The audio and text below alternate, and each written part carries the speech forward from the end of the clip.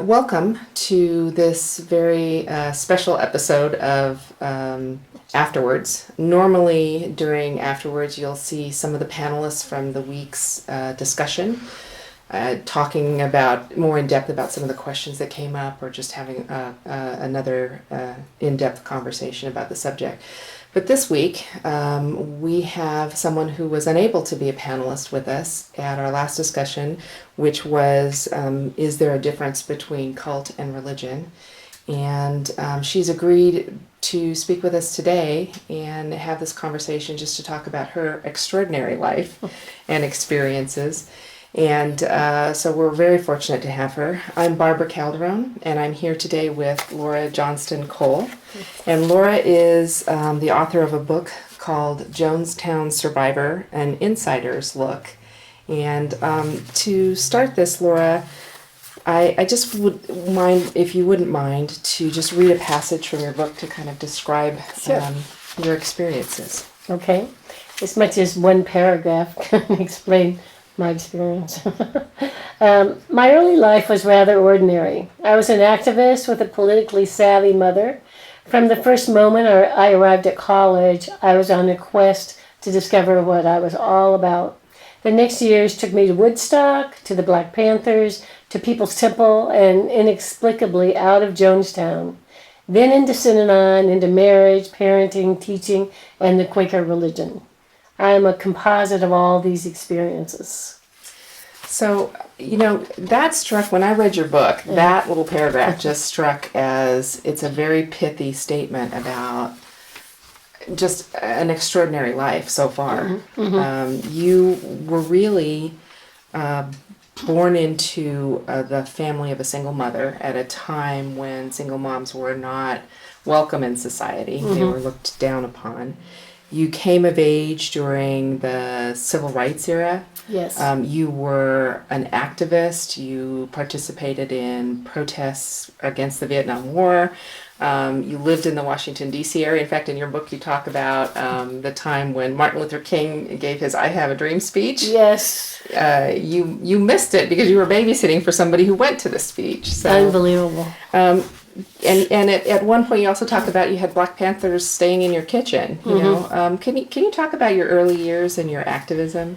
My mother was a single mother. She was very smart. She was an editor of the newspaper magazine for American Public Power, but her boss took her work as his, and so she was the assistant editor, even though she was the brains behind the operation. So early on I realized, things aren't fair. She was a woman in a man's world. Right. And so she never got the recognition she deserved, but she just kept going. And she took on the three of us. When my father decided, he really would chase most anything in skirts, she said, what, I am out of here. I am out of Texas. I'm going to go back to a society that I'm comfortable in. So my parents separated. They had moved to Texas because my father was really anxious to go back. And my mother tolerated it for a little while. And I'm not sure how easy tolerant isn't really her way of operating anyway, so we don't know how that was. But anyway, so they moved north, and my mother raised my two sisters and me, and I was the baby of the family. And so my two sisters would be off and running, and my mother would be precinct chairman of the Democratic Party locally, and so I would get stuck passing out leaflets, and I would get stuck going to all these events with her because, I didn't have a babysitter. So I just was brought along in her activism, and she was very circumspect, very careful not to look too progressive, because not only was she a single mother raising three daughters, but she was also very liberal. And so she had to be very careful because that was during the McCarthy period. And so a lot of things were difficult for her. I do have to say that I almost always cry when I present. And it's one of those things that it isn't necessarily about the particular question, but just anticipation or whatever it is. So I usually cry, and so just don't. I anticipated that. Okay. So don't. Also, that shouldn't stop any questions. I appreciate what does happen. I appreciate your forthrightness. Yeah. This is a difficult subject, and I have to tell you, in reading your book, there were a few times when I had to stop and walk away. Just reading the book, so I can well imagine having lived it. So activism was really in your DNA. I mean, you were raised in it, passing out leaflets, and it sort of was something that was important to you. And I think that growing up, like, I actually grew up in Rockville, Maryland. So my mother worked in Washington and commuted. So I grew up in Maryland, which really, even though it was north of the Mason-Dixon line, most people in my school, in my educational system, and in my community were not in favor of the North. They were Southern. They preferred the South over the North. They didn't like that they lost the Civil War. And so in many ways... liberalism was probably... unpopular. And so I lived in a segregated neighborhood, and so one of the activities we involved in was integrating our neighborhood. And so, I lived in an area, and so in a way it strengthened me because I said, okay, so I'm never going to be Miss Popular because my ideas are too liberal. And so... like, I got that out of my system early. And so I didn't have to worry about that anymore. Like, let's see, do I have to pretend I'm a segregationist in order to be, something important in high school? It didn't matter to me that it wasn't going to be a popular position. I had to just follow my own heart. So in high school, I was part of a group that integrated the local community swimming pool in Maryland. And in Washington, Glen Echo Park is a famous park, and so it was segregated. And then finally they integrated, but not the pool. So an integrated group of us from high school went and integrated the pool. We protested until they finally said, okay, I guess that's what civil rights means. So, in high school, I was trying out for the school play, and you were integrating your high school. The experiences that you had at an early age really were a foundation for the rest of your life. That's right. And, you as a young adult, you decided to move west. Well, not exactly. So one of the things that was pivotal for me, though, is the 1960s. Mm-hmm. In the United States, that was like the time when vigilantism just took over the country. Mm. So even though I was in high school, and I was in the Glee Club, I was in the play, and I did these other things, while I was in high school and early college, Bobby Kennedy, John Kennedy, Martin Luther King, Medgar Evers, Malcolm X, they were all shot or they were all killed. And so somehow you couldn't go through the 60s without having that define how you were going to relate to injustice. Right. And so you could either say, okay, well, I'm going to get stoned or drink myself or, pretend it didn't happen or take over my white privilege and live that life. Or I'm going to address these things and try and fix it so that is not what is perpetuated after the 60s. So, I think that all of us who grew up in that time made a very definite move in the direction that we would carry on in our lives. So that was defining for me. So, that was your foundation. And for me to go, I protested the war in Vietnam with a friend who had a dog, and we were tear gassed on Fifth Avenue.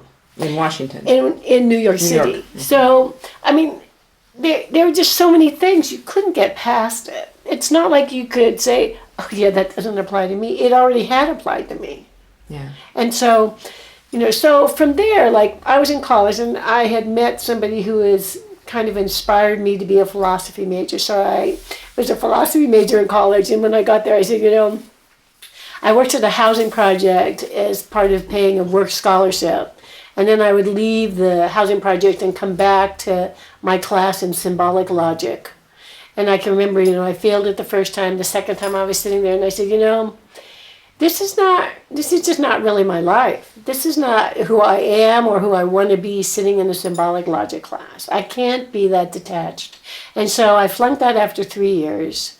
I got married soon after that to another, radical. And so he finished up his architecture degree and I supported him.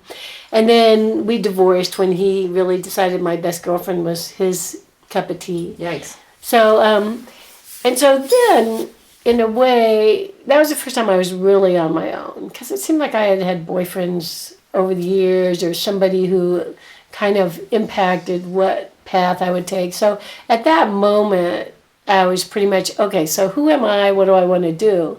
And so then I got involved. The housing project where I worked had a group of Black Panthers who started serving the kids free breakfast. And it was right in 1967 and 68 when the Black Panthers were getting all involved, in 69. So I think they had started in Oakland in 67 and 68. And so by 1969, they had moved into Connecticut in New Haven and Bridgeport. And so that was the time that I was there.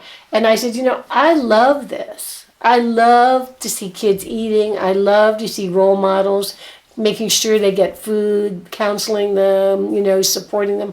I love that. So I got involved with them. Then I got involved with one of the Panthers who moved into my house. Then some of his buddies moved into the house. And then we had Panther meetings in my kitchen for 6 months or so. So, I lived in a all white building in Bridgeport, apartment building. And so the Panthers would come in carrying cases of violin cases and guitar cases as if we had a symphony orchestra going on in my apartment, which were all the guns. Yeah, it wasn't guitars. It wasn't an orchestra. and so finally somebody got shot in my apartment. Somebody was sitting too close to me and somebody shot him. And so they took him out to the hospital, and here I was cleaning blood up off my living room floor and down the steps of my apartment building and out the front door. And so I said, well, this was really not the picture of, me being revolutionary, a hero, revolutionary woman or something. That didn't fit. So, and I also went to Woodstock, and, you had to be stoned to get there. So I tried that, and I don't remember much about it except for the smell.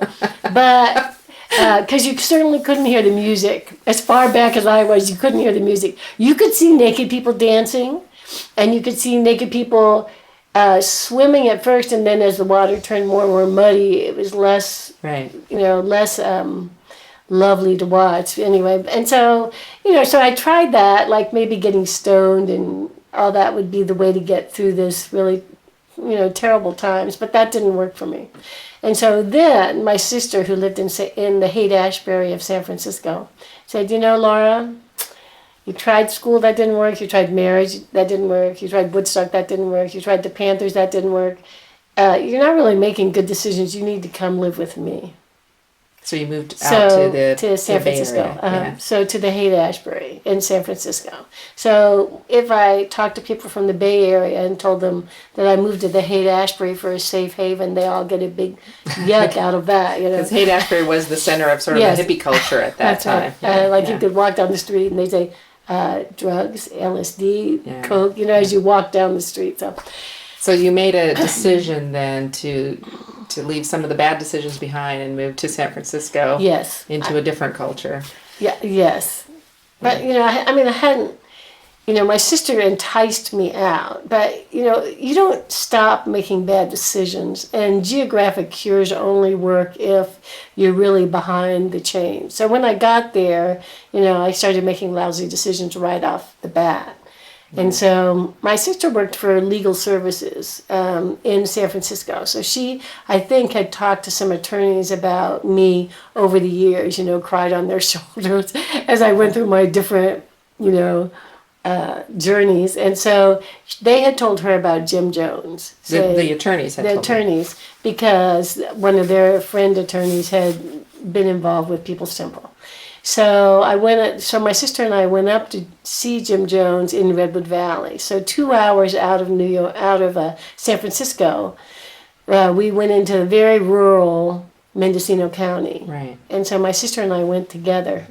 So you went to a meeting at first, a People's Temple meeting. Right, a church, a church service. Yeah, Mm-hmm. They called it a church service, or Jim did. It was called People's Temple Christian Church. But I had been an atheist since 9th grade. I was not looking for God. I didn't want, I wasn't interested in somebody else's advice. I never took anybody else's advice. I had to learn every single, error of my ways by my own insight.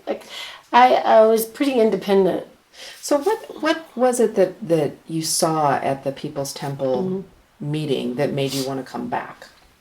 I loved having people of all races and ages and education and income. I loved everybody being in one group. Like, we all collaborated to get things better, to take care of kids who are in need, help straighten out, a kid who was flunking in school, do all those different things. Like, we worked together as a team or as one big family. I mean, we were called Rainbow Family. I know that that's a name that's been copied by other groups too, but really it felt like a family, and it felt like everybody was pitching in to make it work, including Jim. And that sort of fit your ideal Right. life. I mean, you in high school you tried to integrate your high school, and you came out and saw this sort of rainbow family that Right. spoke to you. Have you ever talked to your sister, ever thought about, you both went to see him, but you joined and she did not. Is there any thought to why that was? Well, she said right away that she didn't like his ego.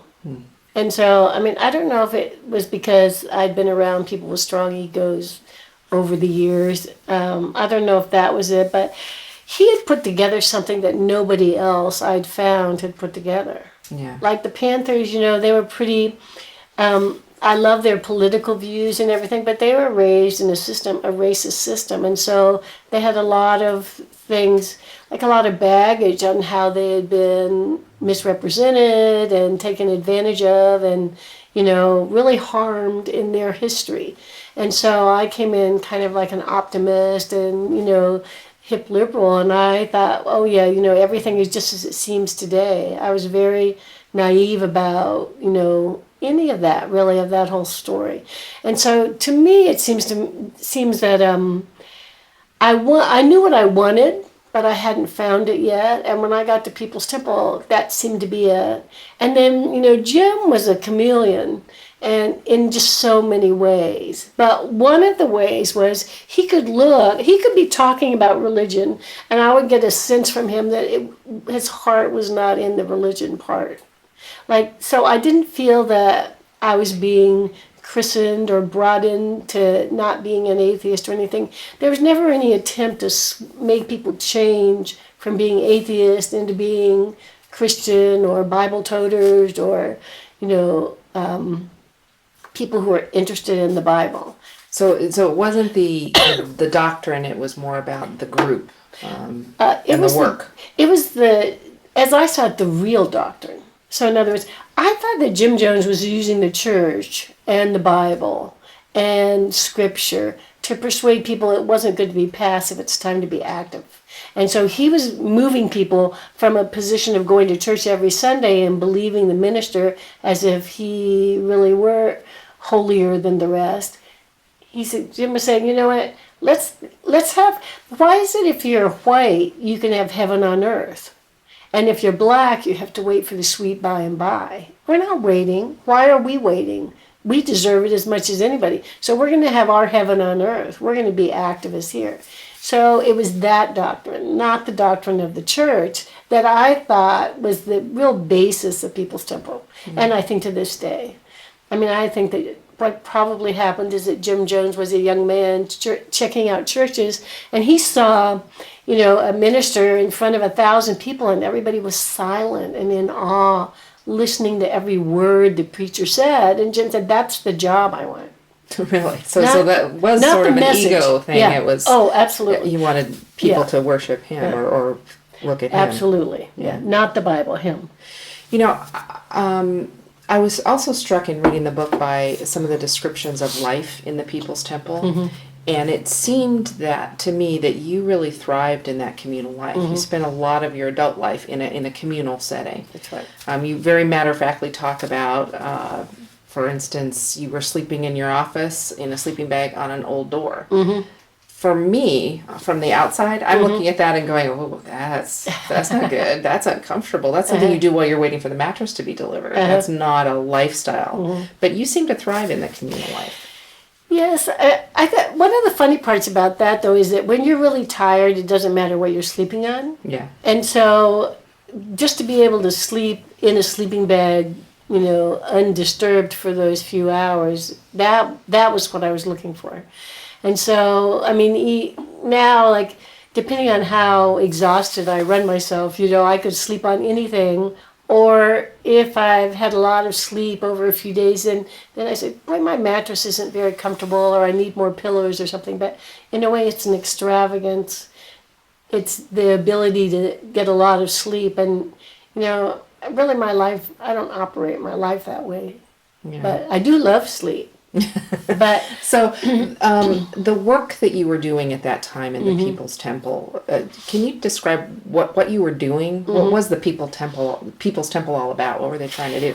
So when I moved in, I didn't have a job, and then I lived in San Francisco for a while before I moved up, and I got a job through Kelly Services or something, and so I was just doing kind of a minimum wage job, and I had a boyfriend from the temple. He was like my perfect boyfriend. He was like tall, black, really funny, really smart, really interesting to be around. He had just gotten out of prison within 6 months and just gotten off of heroin, within a couple of months. So he was like everything I wanted, danger and humor and handsome and everything all at once. So anyway, he was a member of the temple because Jim had helped get him out of prison and had helped get him off of heroin. So he was very dedicated to Jim to a point. So we lived together in San Francisco for a bit. And then finally what happened was Jim came up to me at one service and he said, Laura, it seems like you're going to be better off if you move to Redwood Valley and move out of San Francisco. Which was a good point. So he asked you to move up to Redwood Valley, up to the communal living setting. And so he moved me in with one of the assistant pastors, Jack Beam, who was just, a total doll and just hard workers. I mean, everybody in the temple worked hard. There was nobody what was the who work they were doing? So Jack was an assistant minister. So he also worked, we all had other jobs. Like I worked at the welfare department. Right. So I worked from, 8 to 5, Monday through Friday.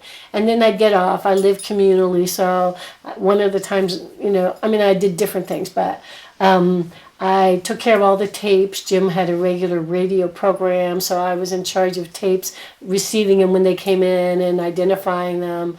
I did a visitation sheet saying who is sick and who needs counseling and whose son just got an F in math and stuff like that. And then counselors, people could get together and figure out what support people needed or write cards to people who were sick. I drove a Greyhound bus all over the country. I drove it from Canada and Mexico. We slept on the beach in Mexico.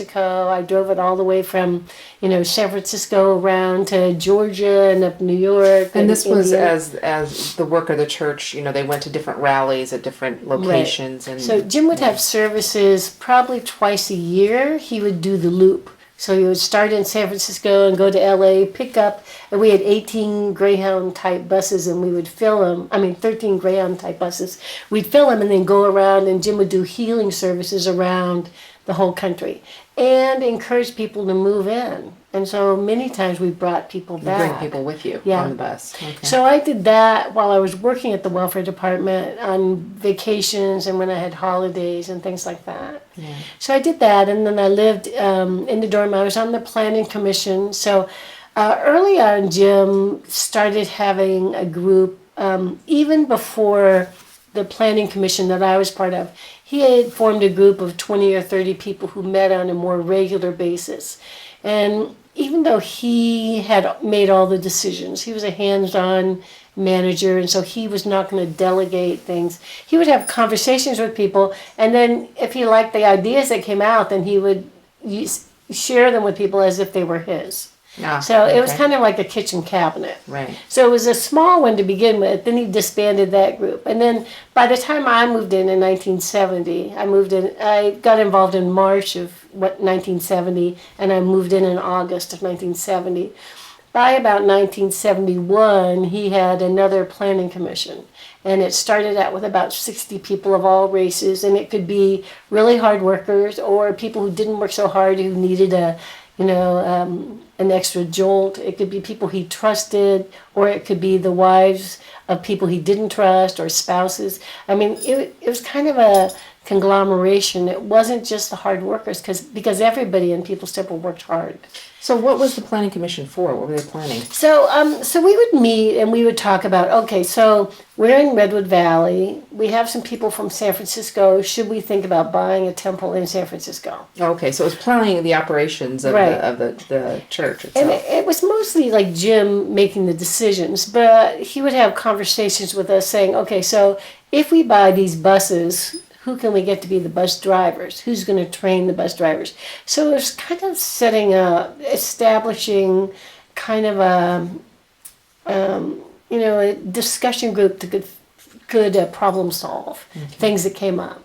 Right. And so, yeah, and it grew as we grew. So Right. it was about 60 people in Redwood Valley, and we would spend the whole night there. We would have a meeting on Wednesday night, and then all the members of the planning commission would go to somebody's house, sit around in kind of a cramped setting, and meet until sometimes 6 the next morning, and then leave there and go to work. So at the time that you lived there, did you see anything, any cracks in the facade? I mean, looking back, you probably have Right. noticed that there were things going on that maybe you didn't think of at the time. Yeah. But at the time, did you see?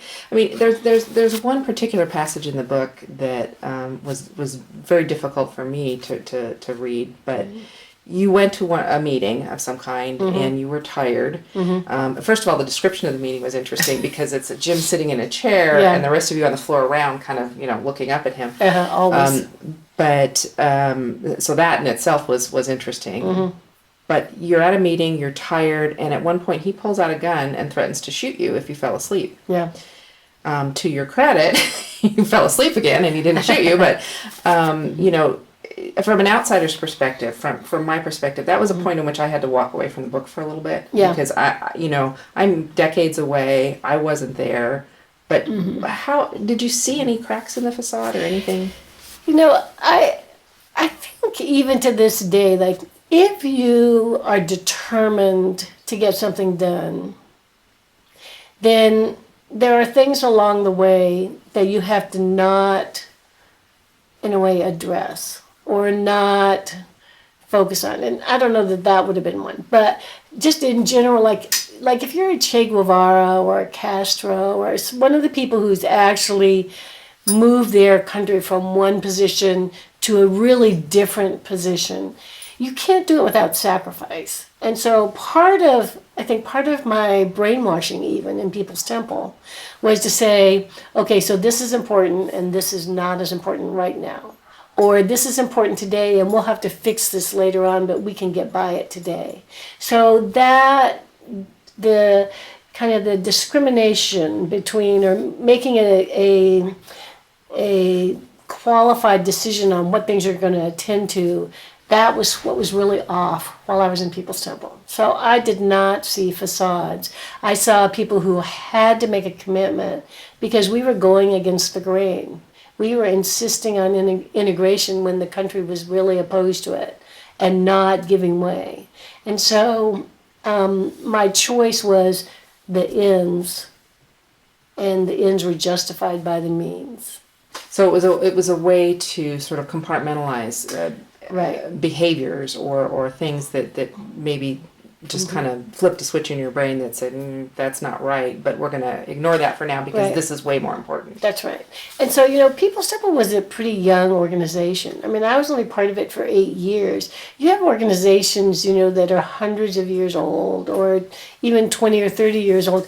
I did think that there were a lot of things that we would fix later on, but that if we got stopped up with them now, we'd get nowhere.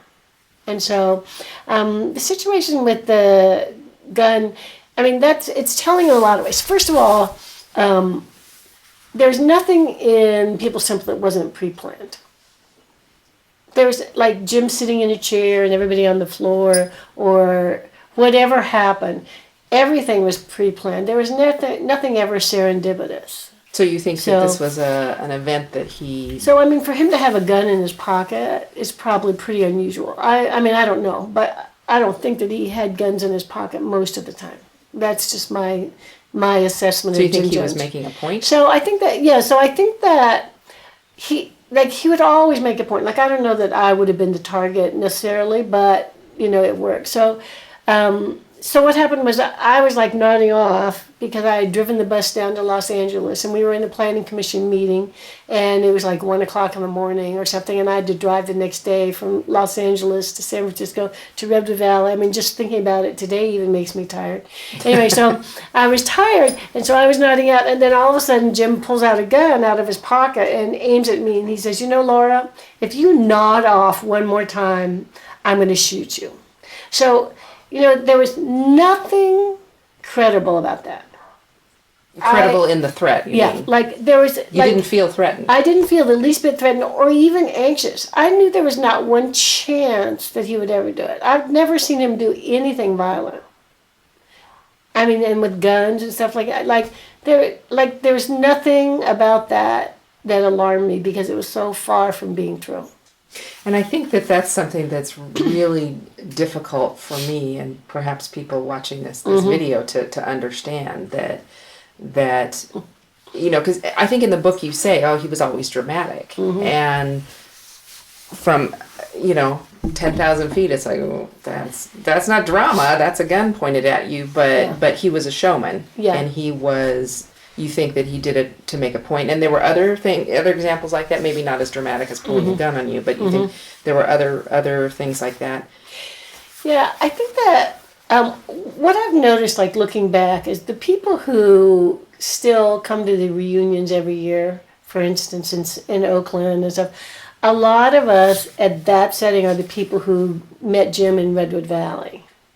Like I felt like I knew him really well for 2 years. Or more. I saw him 5 times a week. I saw him in every setting. I saw him driving home late at night because I was head of security around his house. So I saw him drive home at night, drive out in the morning. I saw him petting his dogs every day. I saw him at the meeting every day. Whatever project we were working on, he'd walk through or call or something. So, I had all these contacts with him when he was not crazed. Yeah. And so, in a way... it kind of lulled me into feeling I have nothing to fear. Yeah. And so, you know what I mean? My position was, I know him so well, there's no chance he's going to shoot that gun. Right. And so, the intimacy of being in that setting with him, and, a lot of people who saw him in Redwood Valley before... he got progressively more egotistical and narcissistic and really crazed as he got to San Francisco, had all these members. He had, his own power elite, and he had all these other things going. But when we were in Redwood Valley, when he was there with his family and his wife and, who knew what was going on behind closed doors, I think we were lulled into the sense that he's actually sane and he's just trying his best. Mm-hmm. And so I think that really got in the way of me seeing what he had turned into. I didn't see the transition. So when you talk about the People's Temple in general, folks always go back to Jim Jones. Mm-hmm. The People's Temple was Jim Jones. Mm-hmm. He was an egotistical person. He was, obviously controlling. But what I hear what you're saying is that maybe it was more than him. Mm-hmm. Even though he was controlling it, there was more to it than just the man. Right, and I think that you can tell by the quality of our friendships. Like, I've known people now for 40 years, or actually almost 50 years, because I joined in 1970, and so we're coming up on the 40th anniversary of Jonestown this November. So, I've known people for 50 years, and they're still the best people I ever met in my life. Yeah. And so... so Jim was really a small part. Somehow he was able to draw people from all parts of society who are just the best. Yeah. Just the best. And Jeff Gwynne just wrote a book. He wrote a Path to Jonestown. Thanks.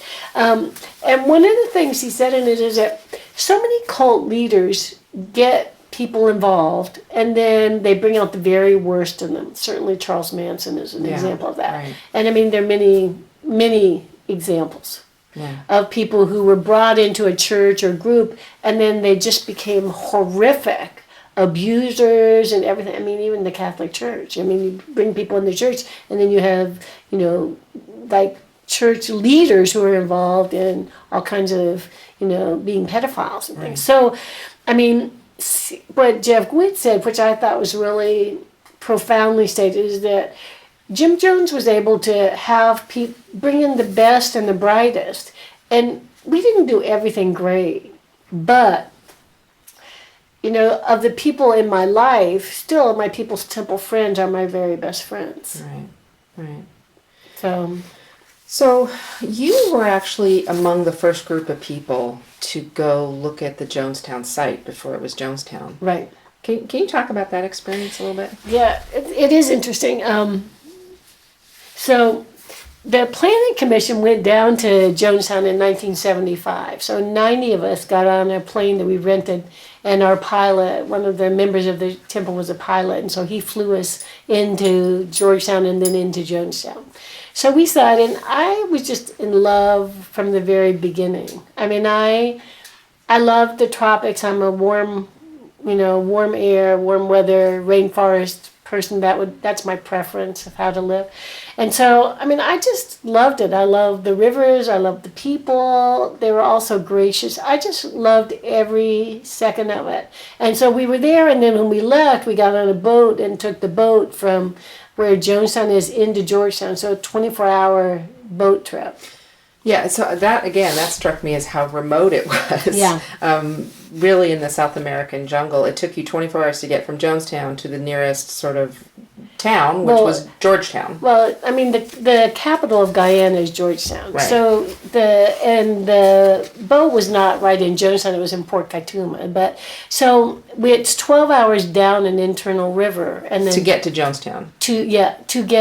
Either way. So it's 12 hours on the ocean and 12 hours on an internal river. That's very remote. So, no matter how you cut it, it's remote. And I mean, for me, it was spectacular because, you'd go down the internal waterways and you'd have like birds in formation going down in front of you and stuff, and you'd have people waving at you and people in canoes fishing. And I mean, it was just, everything about it was unique. Like, it was unlike anything I had experienced in my life. And my family was a family of travelers. And in addition to being, progressive and everything, I mean, my mother took us all to Europe for a month when I was 16. She had sat us all down, my two sisters and me, and she said, okay, so we can either buy a car, because our car is falling apart, or we could go to Europe for a month. So I voted for the car. And I was outvoted. You were the practical one.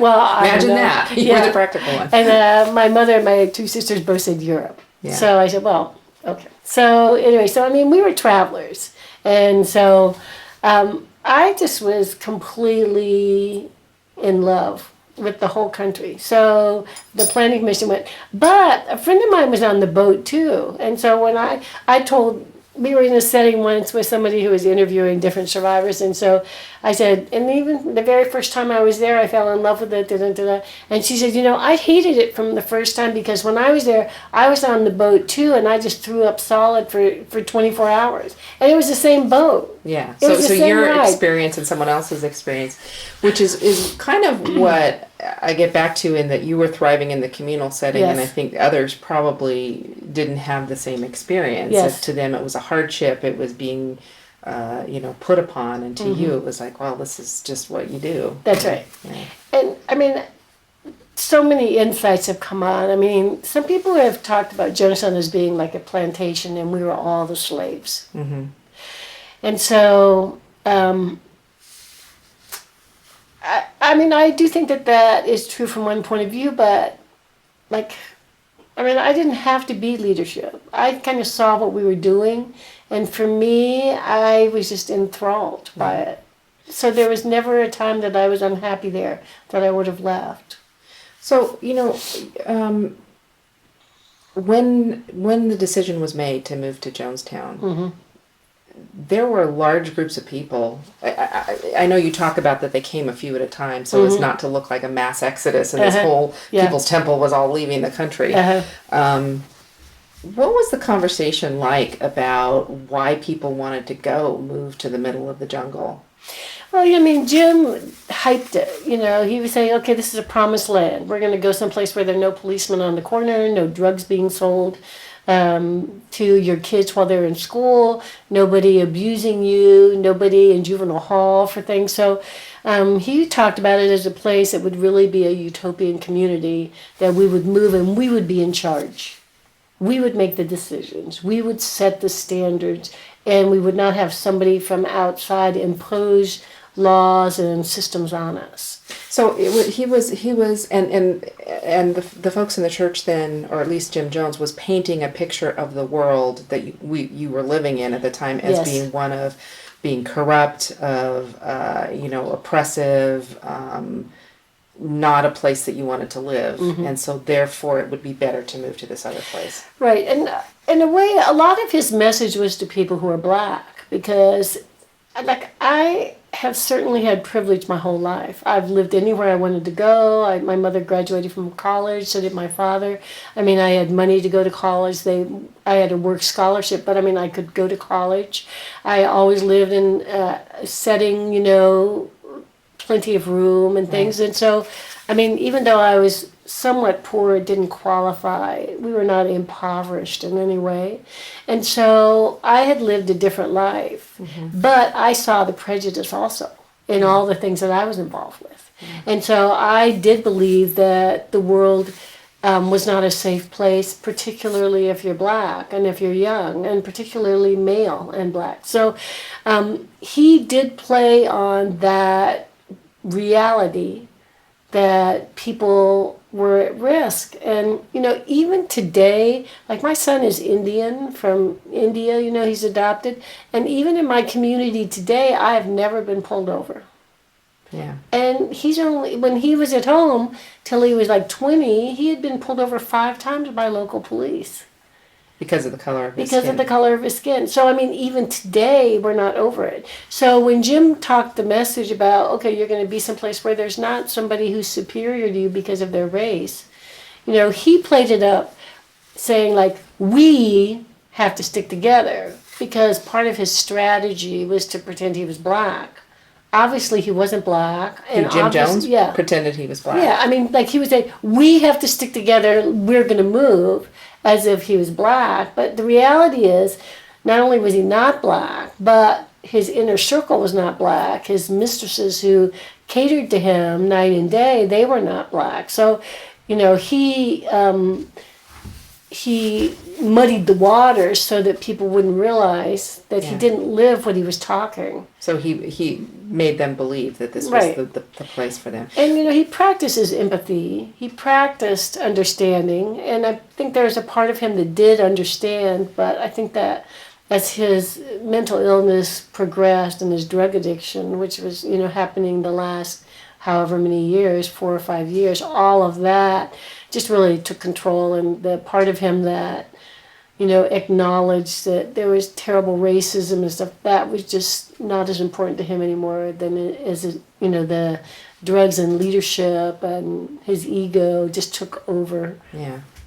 What was, did you live in Jonestown when? Yeah. I lived in Georgetown for a year, and my job was picking people up at the airport and buying supplies. And the boat that carried us into Jonestown, it would come into Georgetown and I'd fill it. So you lived at a People's Temple in Georgetown? Yeah, we had a house. We had a house where we all lived in Georgetown. Okay. And so I lived there for about a year.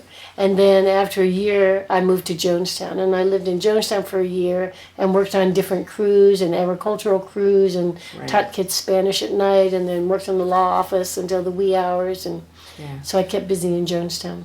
So you talk about in the book that one of the reasons you ended up going back to Jonestown is you were kind of called on the carpet for having a tryst and violating your celibacy. And can you talk a little bit about what brought you back to Jonestown from Georgetown? So I was in Georgetown and I was on a bust.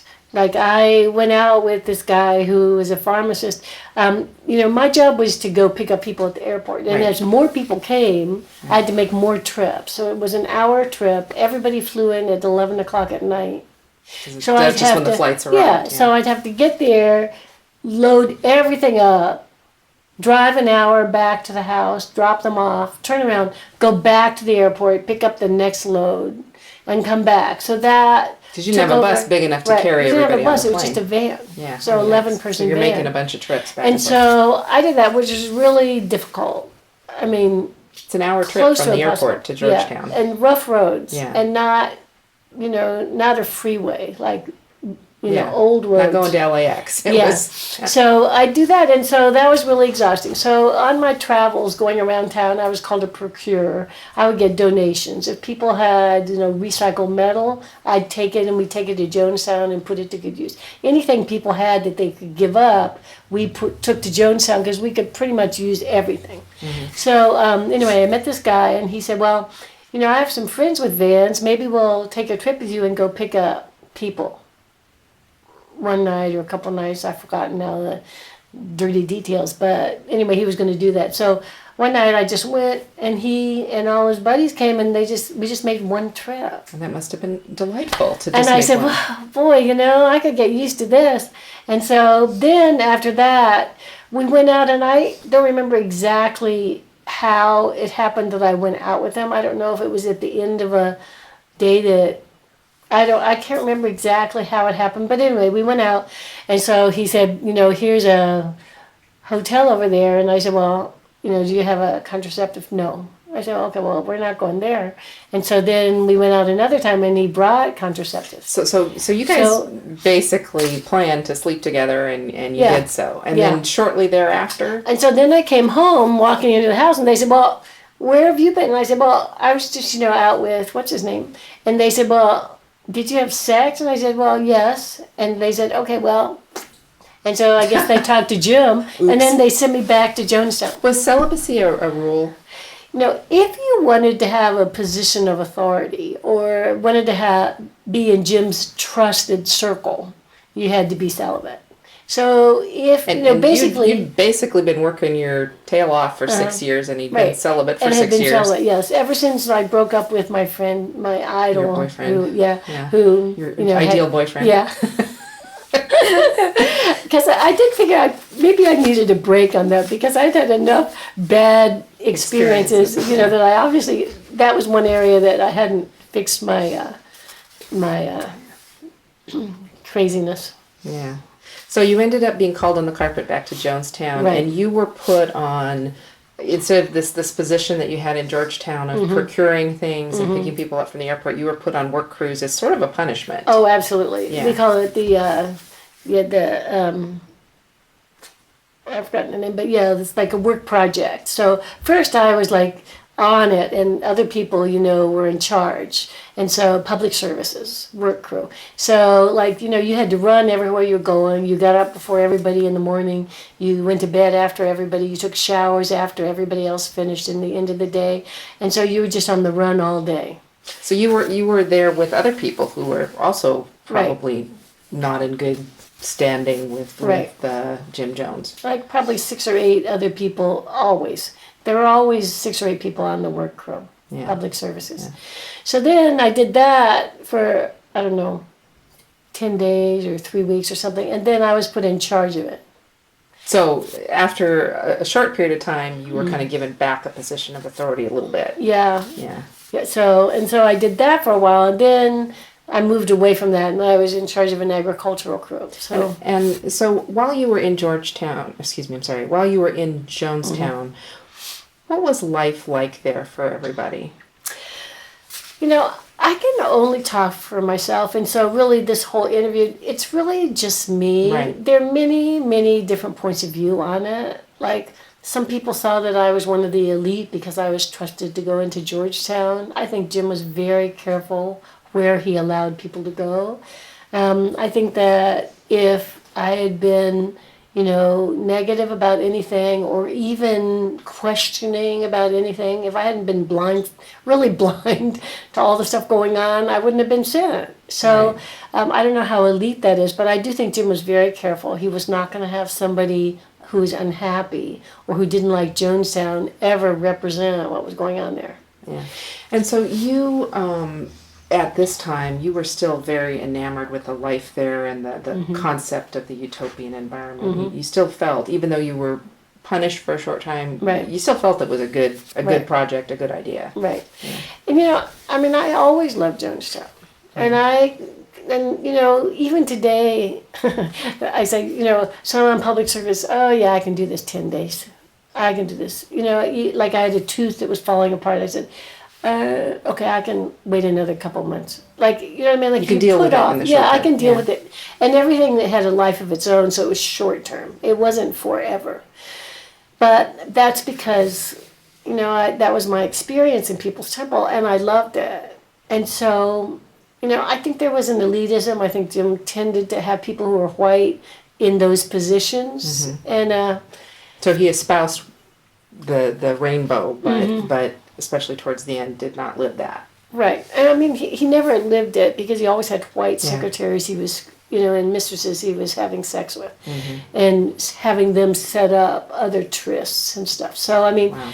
so he would, and I mean, even from the day I moved in, when I thought he and his wife and his kids were like the perfect family, he was already having a long-term sex a relationship with somebody who was married while he was married, and that carried on until the last day in Jonestown. So sort of the hypocrisy of... Always. Yeah. Yeah, so, whatever good I saw, that was his public persona. Behind the scenes, he was really vindictive and cruel, and that part I never knew until the end. Right. So there was concept that I learned about when reading your book, and this is kind of the concept of social suicide, I think is what you referred to it. So revolutionary suicide? Revolutionary suicide, sorry. Yeah. Yeah. So that concept, was that something that was always part of the People's Temple, or was that just towards the end in Jonestown? I would say that Jim always talked about making a total commitment. Sometimes he means that includes life and death, but he would always talk about total commitment. Don't be fluff. You know what I mean? Right. Don't be wishy-washy. Don't be fluff. You're here. You have a purpose. You're going to make a difference. It takes all of you. So, I mean, in a way, the message there is, give me People's Temple. You're all in. Yeah. And if there is no in, then we're all out together. And so, I mean, that wasn't a new concept though, because growing up, we always said it's better to be dead than red. Right. That's you know true. What I mean, I just think that he personified saying, okay, I expect total commitment, and he never had to say or else. Yeah. You know what I mean? So that's what he said. So I think that it was always built into it that we weren't going to back down. Yeah. And that whatever it took. And so I don't know that I pieced together that means or we're going to kill ourselves. I never added that on. But I think that was the message. And I think as he got crazier and crazier that they were tied together. Yeah. I know around the time of Jonestown, as someone watching the media, there was a big deal made of how there would be these practice sessions of people. Was that something that you were around for, or? I was around for it once in San Francisco. Let me just tell you one more thing about the revolutionary suicide, which is like Jim to a T. First of all, in 1973, Huey Newton published his book, Revolutionary Suicide. Mm-hmm. So Jim just kind of stole the title and started using it a lot in People's Temple, never giving credit to Huey Newton as being the author of it. Right. And so that was exactly what he would do. He said, he'd talk to you, you'd have a really good idea, and he'd say, yeah, I like that. And then the next day, And so really even the phrase revolutionary suicide was something he had co-opted from somebody else and then taken ownership of. Yeah. So, I mean, which is kind of just the way he did it. So that's one thing. Anyway, in terms of the kind of the trials or the preview, we had a planning commission meeting in San Francisco, and we were at one of the local high schools. And so we were all sitting around in this planning commission, and so somebody handed out juice to everybody. So we all drank it, and then people pretended to fall off chairs like they were dead. So they were acting that they were dying. Oh. And so Jim came in and he said, I've just given you poison and all of you are going to die because we need to make a point about whatever we needed to make a point about, that we weren't going to take it anymore or something. So, me, like, I look around and, like, the people who were supposed to be dead didn't look dead. They just looked like their eyes were closed. So you knew instantly that this was another... It just seemed like it was just a show, and there was nothing lifelike about it. Nobody clutched their stomach. I mean, I don't know. Whatever it would have taken for me to believe it, it wasn't there. Yeah. Of course, I was also in denial. So I think it could be said that the whole time I was in People's Temple, I was in denial of any of the bad stuff. Yeah. I thought, we'd straighten it out. It wasn't really what I thought it was. Give him a break. Don't be judgmental. Sure. All those things that you talk yourself out of critical thinking, I was doing all of that.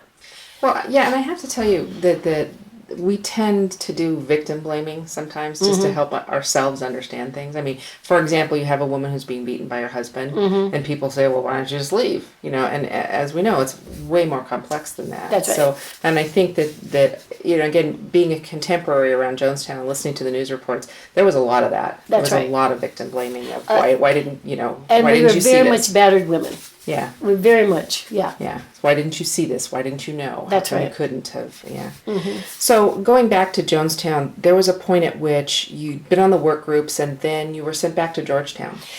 Yeah, so at the end of October, we were like working full steam ahead, and Jim was talking about what was going on in the world, and what he would do is, listen to the BBC mostly, and then through his deranged mind, he would rephrase it, put it together, and have one little inkling of truth, and then he would tell us what was going on in the world through this like total paranoia. So he filtered everything. And he was the only news source. Right. And so that's what we thought was going on. Yeah. And then back in San Francisco, things were really getting very complicated because the magazine, New West magazine, had an investigative reporter research who Jim was.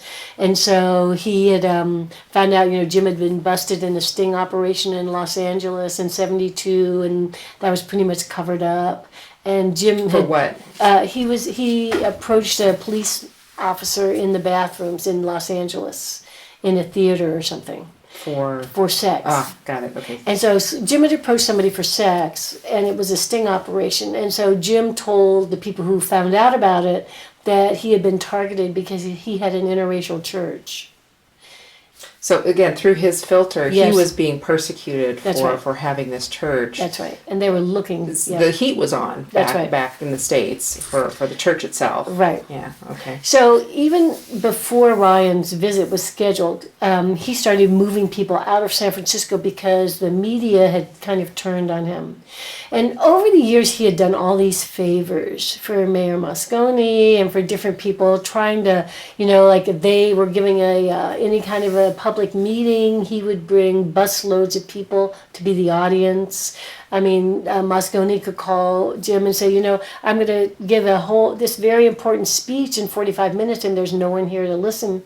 And Jim would say, okay, I'll take care of it. And he'd bring all these people picked up by the buses. So he curried political favor when he was there. And then, so he expected some compensation. So when the media came after Jim, he tried to call in the chips. He said, call New West, tell them, don't defame me. Look at all the good I'm doing in the community. Don't do that. And so he tried to call in all these chits. And New West Magazine and Rupert Murdoch said, no, we're not going to stop the press. So in a way, there was an urgency to get people out of San Francisco, especially, or out of California, but mainly San Francisco, to get them to Jonestown before the media kind of exposed everything that was going on and would make people maybe not want to go. Yeah. So Jim expedited that. So what happened in Jonestown is that we had more people than we could plan for. So it was very primitive. So people were going out of San Francisco, out of the others, and coming to Jonestown. Yeah. Okay. And before so the population we were ready, was swelling. Right.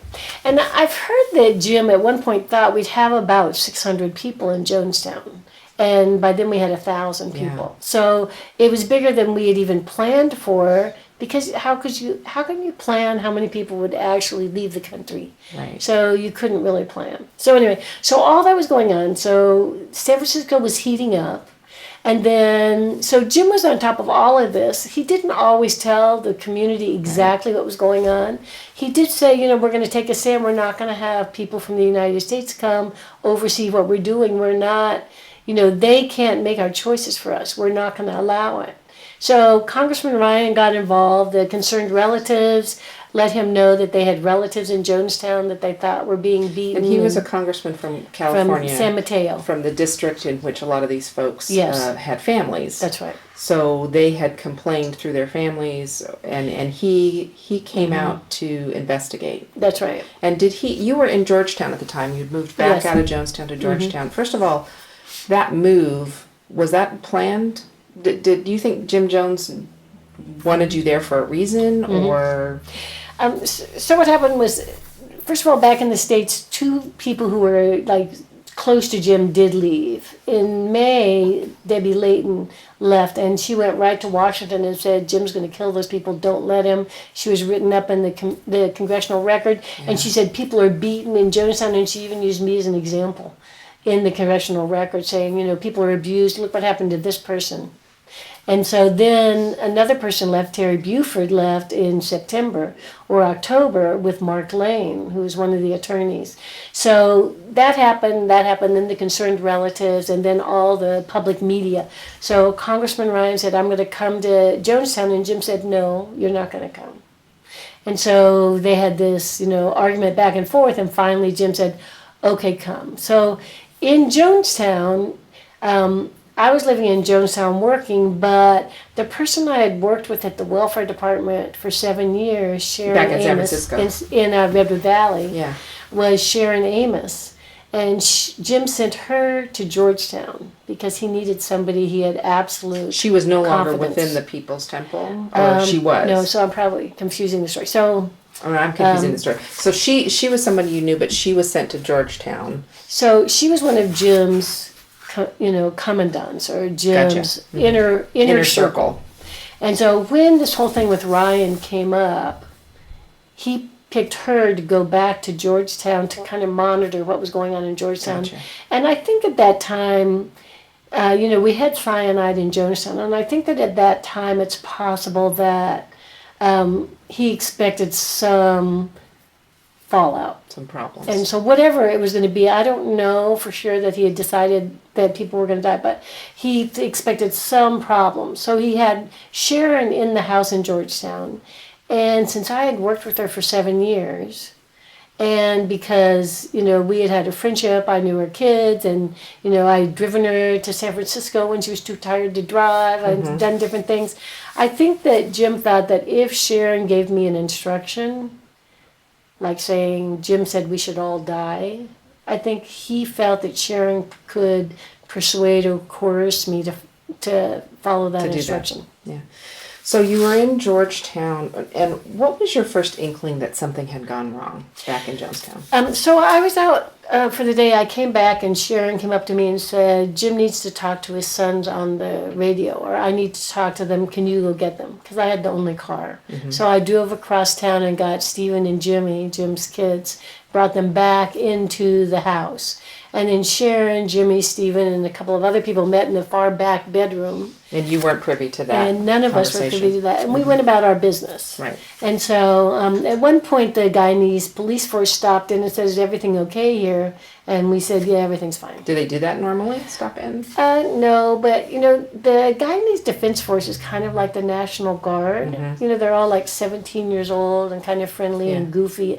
I mean, it wasn't intimidating, and it didn't seem militaristic or anything. So they just came by to check and see how things were going? And then we said, oh, yeah, everything's fine. Okay. And then they left. And so then we all went to our evening activities because we were booked day and night. And when we came back, they had taken over, the Guyanese Defense Force had come back, taken over the house, and had us all sit in the living room. And so... Did they tell you what was going on? No.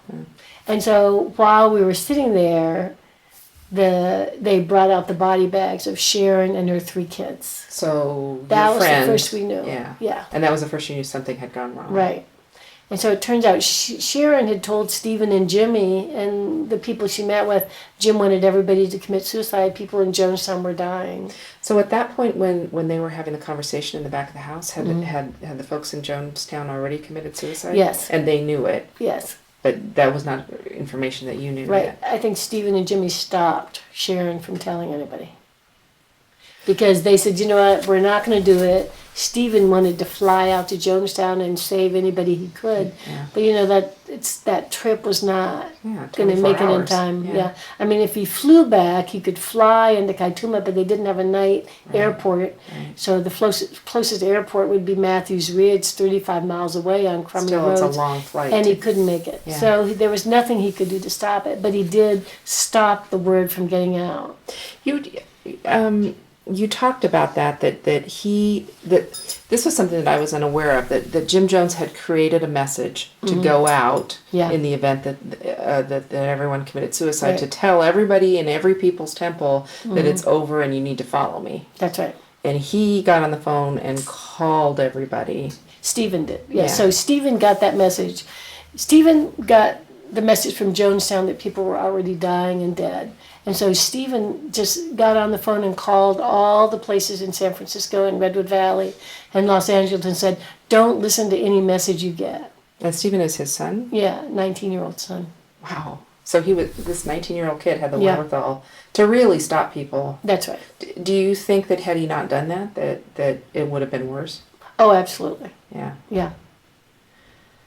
Yeah. So there you are in Georgetown, and you're there with the Guyanese army. You're seeing your friend and her children being carted out.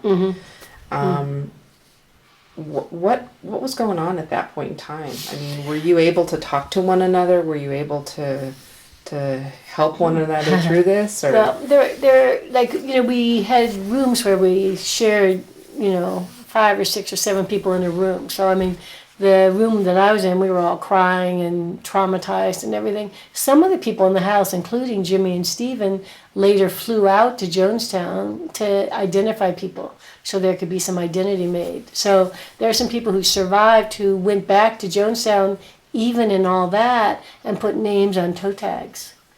But then there was a rain and the rain washed everything away. So I mean, we're in the tropics, so their best efforts didn't gain anything. But, I mean, they went back into Jonestown to see what they could possibly do to help the situation. But, you know, like I'm a teacher, right? And so we have fire drills every month. So I know, like, a fire drill happens, I pick up my notebook, I get my kids lined up, we go out to a number on the field. But there is nothing that could prepare people for 1,000 deaths in the interior of Guyana. Most people can't find Guyana on the map. Right. So, like, there was not any way for it to have any semblance of order or anything. I mean, eventually a doctor from Georgetown did fly out, but, you know, it was several days before, and in the tropics, in the heat. So, I mean, really, almost all the assessments from that point are really non-scientific. They're observation, but, you know, they're not valid in that setting. So much of what happened in those last hours and days, we can't really, there's nothing we can trust that's definitive to tell us what happened, other than Jim's last tape, which, you know, he left running because he thought people would want to hear what he had to say that day. Right. Yeah. So, you know, the People's Temple was such a huge part of your life for many years. I mean, I think when you lose someone to death, you know, part of the mourning process is that people get together and they talk and they cry and they laugh and they talk and they cry and they laugh some more. And it helps you sort of frame that experience and figure out how you're going to move on in your life. And in your case, I'm struck by the fact that this is a group of people that you were separated. First of all, everybody you knew and worked with, or many people that you knew and worked with, were dead. All of a sudden, they were just gone. So those folks that were left, you were separated from. In some sense, you were in the house together for a short while, but then you went home. Well, I mean, we were in the house together. We stayed in Guyana for about 2 weeks, it seemed like, because they wanted to have enough air marshals to keep the group safe and keep people flying. And somebody had said that the basketball team was a hit squad. So not this only is the People's Temple basketball team that was in Guyana to play at like an exhibition in Georgetown game. and with Stephen and Jimmy. Yeah. So really the total opposite. Stephen and Jimmy had stopped everything, Right. and yet they were being held as part of a hit Some squad. complicity, So yeah. total opposite of what was reality. So they had to get enough air marshals to bring them back. And so when it was time for them to send people back, they were going to let all the women, all the seniors, all the kids go. So they told me I could go, but I didn't really have anything to go back to. I mean, I never thought I was going to go back to the United States. It was the last thing I wanted to do. So I said, well, I don't have any place to go. I'm going to stay. And so some of the people who were in the house, there were about 50 people in the house, a lot of them did go. And there were about 15 or 20 of us left. And then after enough air marshals came, then they sent the rest of us back unless people had legal issues that had to be resolved. So then I came back and moved into the temple in San Francisco because that's where the remaining friends were. Yeah. And so we stayed there until March, and the conservator kicked us out. Then we moved into communes together, and I lived in a commune with 12 other temple members. And then I moved from that commune to another one with 2 of the members. And so, we tried to kind of help each other and be there, but nobody outside the temple could understand. Yeah, the experience was unique. And nobody in the temple could really give much of a hand. Right. Because we were all traumatized. And so there wasn't somebody who could say, okay, you can cry on my shoulder, because then we both cry. So. Well, and then part of the other issue that was happening at the time is that the general public of the United States had heard through news reports what had happened. Yeah.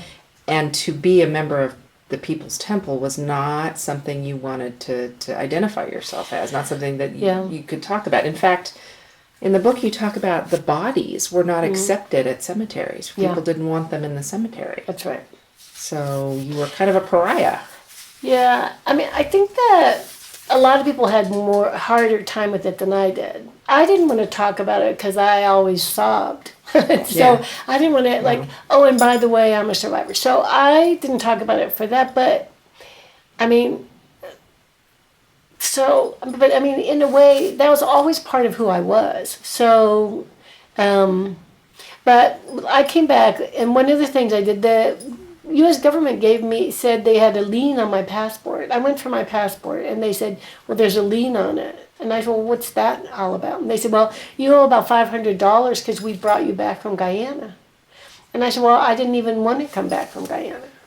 And they said, yeah, but we had to have you go before the grand jury, so we had to bring you back. And I said, well, but so I have to pay for that. Okay. So I have to pay for that. So you had to pay off a lien. So I had to pay that off. So I went to Kelly Services again, and I said, I've been traveling in the Caribbean, and so I didn't have anything on my resume, but I needed a job. Yeah. So I got a job, and then they put me through school at night so I could be a computer operator.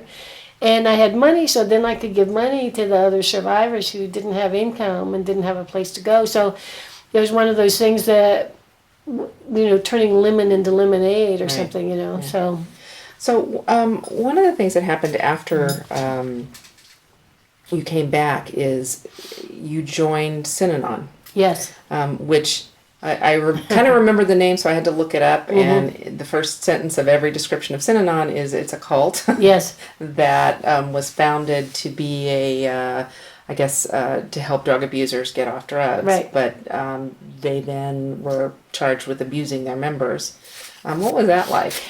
Well, Chuck Dietrich started Synanon because he was an alcoholic. And so he used to go to AA, and then he'd sit for a couple hours every night and then go about his business, but he didn't feel it worked. So he wanted a residential treatment center. So he started a residential treatment center in Synanon. And at first it was just dope fiends, and then it was alcoholics, and they added dope fiends. And then people who wanted to be part of a community rehabbing people moved in. And so, So that was your attraction, is being part of that community and that was early on. That was in the 50s. Yeah. So by the time I joined in 1980, it was about half lifestylers, so people who were not dope fiends or addicts, and half people who had recovered or who were newcomers and were recovering. And so, but I mean, it had been through the whole cycles. I mean, Chuck Diederich was crazed also. I mean, he was also, an idiot savant in a way. I mean, he was a genius in putting this together. He was a genius in having people research in, Buckminster Fuller and Thoreau and Walden Pond. I mean, he had a great visionary, just so inspirational and insightful. And then on the other hand, he was crazed and an alcoholic. And so his wife, Betty Diederich, who was a really strong former addict, when they were married, they really went the distance and did a really good job, and then she died of cancer. And in the tragedy, he went back to drinking, and so Synanon was on this roller coaster and, put a rattlesnake in the mailbox of an attorney that was, fighting a case. And I mean, and then so absolutely crazy things happened. But when I came around in 1980, they had like a game circle, a therapy called the Synanon game. Right. And so I just loved that. Because when I came back, I said, well, I cannot go and sit in a therapist's office for an hour a week. What are you doing in an hour? Nothing.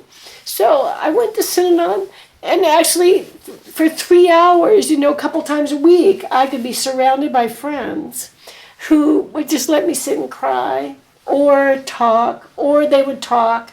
And what happened gradually is I could be sitting in a circle and somebody else would tell me about some trauma they had had.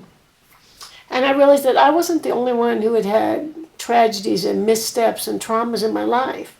Somehow it released in me because I could understand that other people had traumas too. Right. And so it just got to be a really special place for me to be able to release it. And when I met my current husband, we've been married 35 years, he could tell days that I was really messed up, and he called my friends and say, could you put a game together for Laura? So you felt it really helpful. I felt it really helpful. And this game was one of the things that people later called abusive, because it was groups of people talking about their experiences, and other people in the group saying, maybe not nice things about them at the same time. But, I mean, for you, it was helpful. For me, helpful. it was good. And also, for one thing, there were two kinds of games. There was the game that Chuck started, which is all attack, and saying, you were late to work, you want to leave now and go use dope again, even though you just stole from your mother last night. Like, really rough. Something now we'd call tough love, probably. Yeah, that's right. Yeah. And then there was Betty's game, which is, okay, so your partner has cancer and you need to talk about it, or, your child died, or something like that. So there were different kinds of games, but I was in both kinds of games. And you found it helpful. I don't mind kicking butt. And I don't mind getting my butt kicked. And so I'm still going to be who I am. Right. And so for me, it was really refreshing. Yeah. And like my friends today, my Synanon friends, we have gone through all the transparent stuff, all the veneer. We know each other so well that's what the game did. Yeah. It made us really know each other, not like how are you going to act in a certain way. I really know. My friends from Synanon, I really know their gut feelings. I know who's trustworthy. I know people's, trick me. I know all that. And so that's what the Synanon game was all about. So what was the catalyst for leaving Synanon? So Synanon folded. The Because IRS of said, you're not nonprofit anymore because you don't take in dope fiends anymore. Yeah. And actually that was absolutely true, because what happened was we had salesmen who would make a couple $1 million sales over a year, and they said, well, I want more money. Yeah. And so then they started being a distinction of who made the most money. They got more money from Synanon. And so once that started, it just eroded everything. And so it closed in 1990. But actually, I was ready. At that point, I said, okay, enough already. 20 years, enough. And so then I got out of that. I went back to school. My son was born in 1989. I went back. Finished my degree. I got a dual philosophy, psychology degree. I got my teaching credential. I started teaching bilingual kindergarten the year he went to kindergarten. So then I taught straight through and, just kind of got my act together. But all that time I had no contact. Once I moved into Synanon, I had very little contact with anybody from People's Temple. Because my life was pretty full. I just needed a break. I did go to jail and visit Larry Layton because he was in jail in San Francisco. So I did that a couple of different times in the early 80s. But then by the time I got out, I kind of felt like I had to rebuild who I was. And then at the 20th anniversary, I re-met up with the survivors from People's Temple. So that was the first time, 20 years later, Yeah. was the first time that you went back and started to revisit that time. That's and, right. and the people. And I know in the book you talk about a time in which you were in a restaurant with your husband and a woman walked in and you're like, I kind of know her, Yes. but I don't know her. Mm-hmm. And it was someone that you didn't know was alive or dead because you had kind of suppressed that time. Like at the 20th anniversary, like what would happen is when I was working, like sometimes I'd look out the window and I'd see somebody who was a caricature or a prototype or, the same person I knew in Jonestown, but I knew they died. Yeah. So you turn off that part of your brain that can go through your recollections to find things. So you just turn that off. So I stopped wondering if somebody was alive or dead. I stopped asking how anybody was. I couldn't remember for sure who was with me, who was in San Francisco, who was in Georgetown. So I just turned all that off. And so going back 20 years later, I saw you were really reconnecting with people that you thought you didn't know were alive. That's right. Yeah. Like a really good friend of mine now, she had left the temple when I left for Guyana. She had left the temple and I had never asked about her because I, couldn't bear the thought that she wasn't there. Yeah. So, yeah. But she was. And she was. And so now we're friends. I just saw her in October when I was in Ohio. How that's kind of a nice gift that you get after so many years. It's a really nice gift, yeah. Can I just ask you a little bit about what's your definition of a cult? I think a cult is anything. See, I think we're a cult-driven society, the United States. And I think, if you, like the Marines or Semper Fi, Semper Fi is a cult.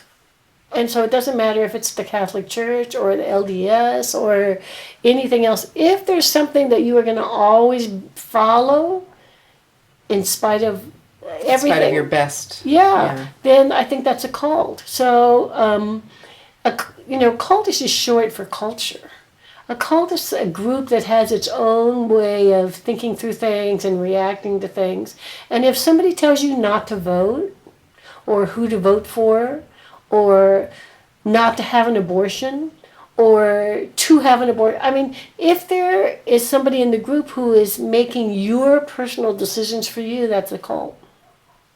And I think that Americans are addicted to cults. I think they're all around us. And so you have to be really careful. Do you look at the world any differently? Yeah, I do. I think life is really precious.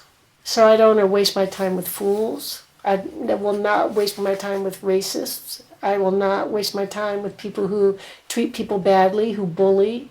So, and I surround myself with people that I, have total trust in, not people who, respond when they feel like it. Like, I have so many friends, I can't keep track of them all, and I have really high standards for friends. And I don't waste my time on stuff. Like, I was, I teach 6th grade, so I had my chess club yesterday. So one of the kids, I said, clean up your chess, and he went out, and so he told another student, she's so stupid, she told me to clean up my chess set or something like that. So the student came back and said, Mrs. Kohl, he said you're stupid. I said, that's okay, I've heard a lot worse. Let me play my game.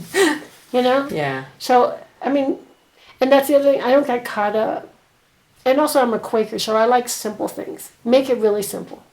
Don't be complicated, and please don't waste my time talking too long about unimportant things. Life's too short. Yeah. Yeah. Well, my goodness, this has been a marvelous conversation, and I'd like, if you wouldn't mind, to end this by again reading a passage from your book.